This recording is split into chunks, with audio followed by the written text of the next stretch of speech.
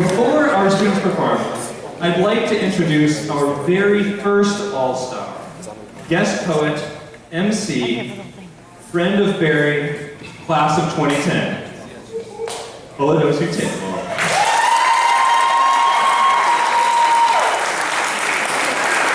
Ladies and gentlemen, welcome to the 10th annual Poetry Slam Station!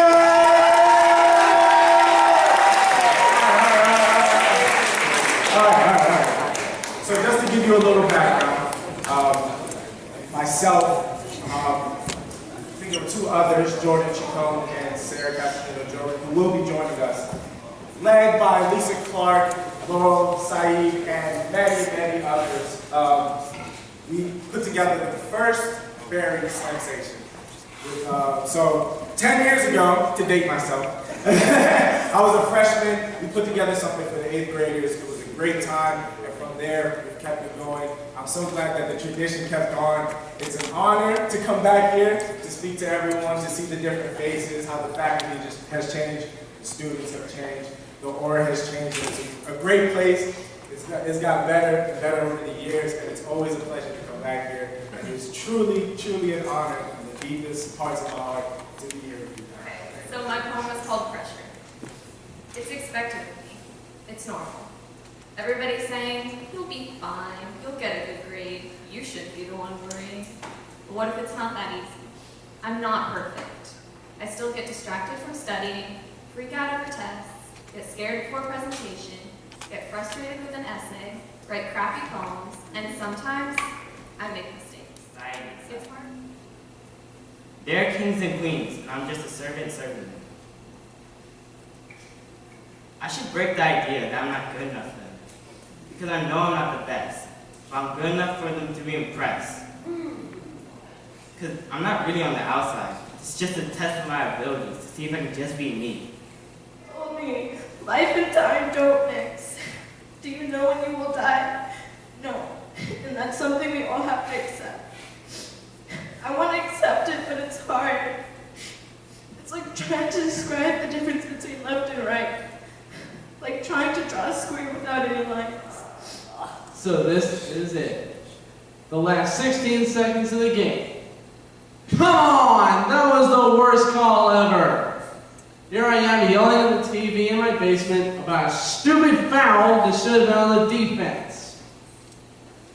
Oh, now you decide to be a good shooter. Well, FYI, that is some really sloppy form. Even I've got better form than that. Oh, come on! Really? Really? Did he seriously just make that? That is some bull. I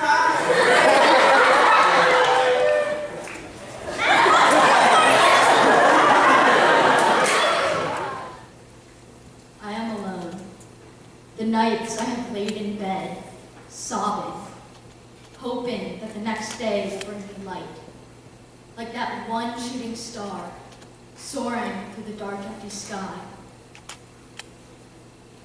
The little voices inside my head, pushing me to fight for who I want to be identified as. I'm watching my generation blood being put into not one, not two, but 3 bottles to be examined for so many tests there isn't a number. To label exactly what's wrong with me, what's not perfect about me. Because I'm not perfect. The reason why I'm afraid of needles isn't because they hurt. It's because once the needle's in my arm, it finds the generation blood and determines what's wrong. I'm afraid of knowing what's going to happen. The girls that just aren't pretty enough, aren't smart enough, aren't white enough, aren't black enough, aren't outgoing enough, aren't quiet enough. The girls who are fed up with just not being good enough, not being accepted. The girls who just want to be asked to dance or to a movie or just to have lunch with them. The girls who remember the day that you called them the fat friend for the rest of their life. I acted like a jerk to him a lot of the time when he wasn't doing anything big or nothing at all. I pressured and pressured to get him gone. And after he was, after realizing that chastising him for his opinions made me a hypocrite, and that he was actually fun to be around sometimes, that I really miss him, and that I'm sorry to him. Very young, there was something in me that made me want to be just like my brother.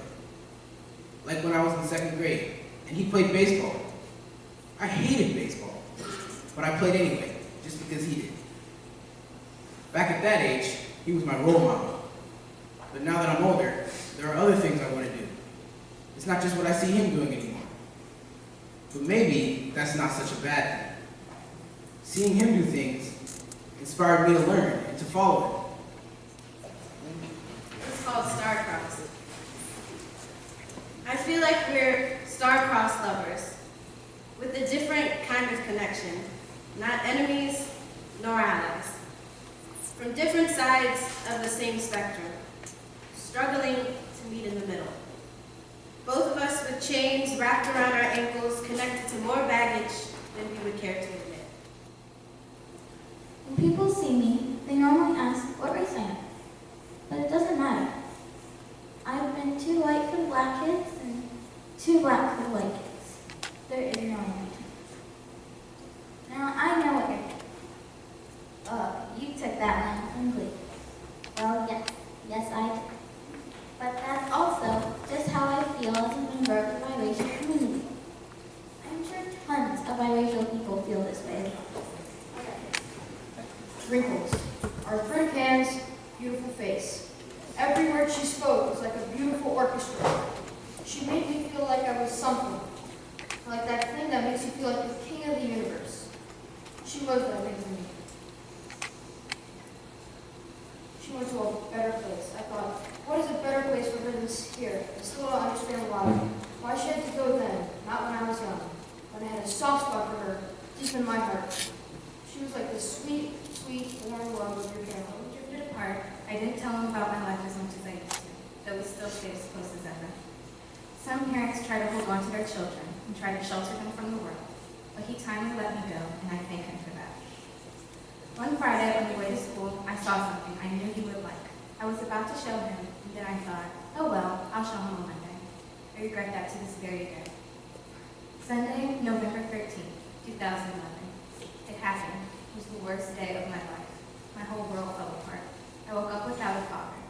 Like Chip and Dale, trying to be a pain, while chuckling all the way through, doing all they can to make my life that much harder. Like Andy and Haley from the Parent Trap, setting up schemes to inveigle me in their plans, fooling everyone as if they're precious angels. Like Tom and Huck, trying to weasel me into doing their work like it's whitewashing a fence. Like Robin Hood and Little John, taking from me because I have more than they and attacking me as if they have a reason. Like a baby that's just been born. Like a couple sitting in their car watching the stars go by. Like people sitting on the beach, laying in the air, hitting in the face, blowing through their hair. But I'm also sometimes mad. Like a man who lost all his money in the stock market. I don't give my trust easily, but when I do, I give it fully. Trust, hard to gain, but so easy to lose. So when someone says they trust you, believe them. Sometimes, I'm not even sure. Not sure if I can trust anyone all the way. Like a paper, once trust is crumbled, it can never be perfect again. Every Sunday. Well, guess what? 99.9% of that time, the smile you're witnessing is fake.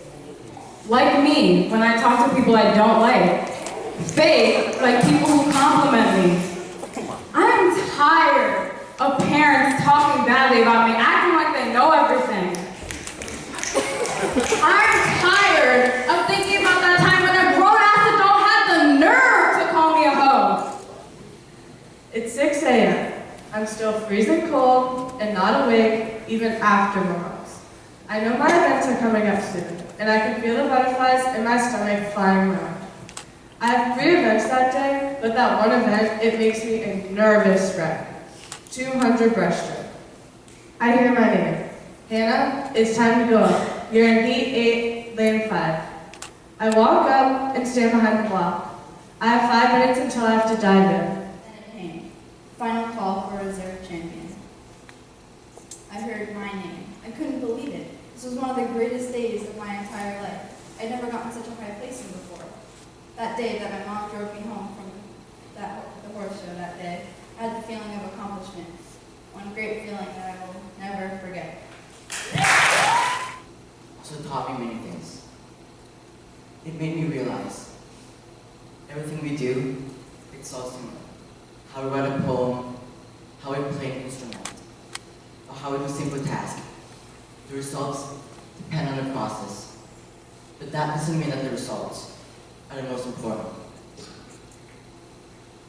It's not whether or not a relationship will last forever or end in a heartbreak, but the time we spent caring for each other.